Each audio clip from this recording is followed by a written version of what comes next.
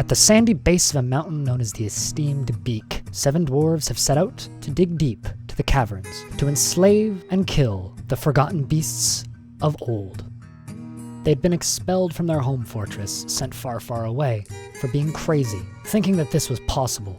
The 7 dwarves had had this dream for years, since they were children, the goal of having friends deep within the darkness, recruiting mercenaries, building an army, and becoming the grandest blockade for the underground. This was the beginning of the Blockade of Fools. Scampering around, our dwarves quickly unpacked. They might be peasants, but they were still excited to get to work, and they had no idea what needed to be done, quite frankly, but they could at least pasture their animals deep underground so that they might feast on the moss, and they began cutting out bedrooms and places for them to rest. As soon as the bedrooms were finished, the first monster slayer arrived, wielding a bloody scroll forged out of forgotten beast parchment and a crown made out of the greatest of calcite, ordained with eagle bone. First of many, hoped our dwarves as they continued digging out areas to begin crafting.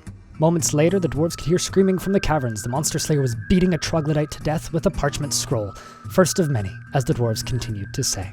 Meanwhile, on the surface, the first of the traders from the mountain homes have arrived.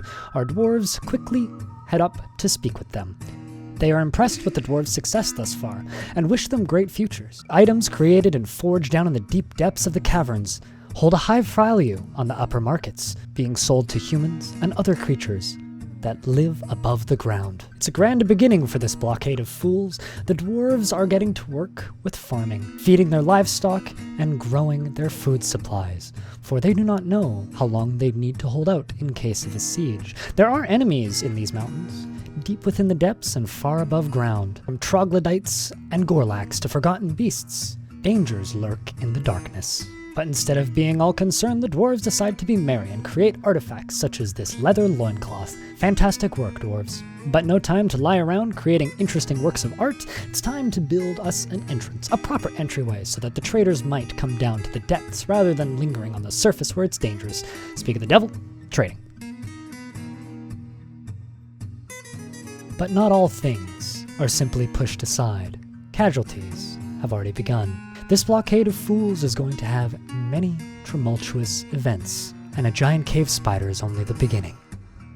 Fortunately for our dwarves this time, the casualty was low, taking only a single monster slayer, a human mercenary. The dwarves know they're going to have a tough future. Thus, they must begin construction on something to keep them safe from anything that might lurk on the surface, and begin training an army of fools for the darkness. But they were too late. The forgotten beast Zugokeb Azalexia Quasasiest has come. I probably said that completely wrong. A feathered cicada. It has 3 broad horns and it undulates rhythmically. Its blue feathers are long. Beware its fire. Just moments later, the dwarves are thrown into a combat. Flailing around frantically in the smoke, little can be seen, and a dwarf is thrown up and over the edge and down into the depths of the cavern to smash down at the ground. This dwarf would never be found, for the corpse will be burned to ash by the flame of the forgotten beast. Crops burn, and animals run away in fear, as the plateau of the Blockade of Fools burns. But as the smoke from the first attack clears, the dwarves see an opportunity. The creature is flying into the entry tunnel, allowing our dwarves to set up a trap.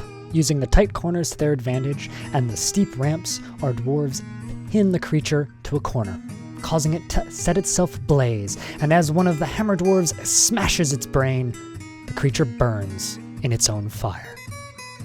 As quickly as it arrived, the beast is dead. This is only the beginning for a Blockade of Fools. There is a long road ahead, and many adventures to be seen.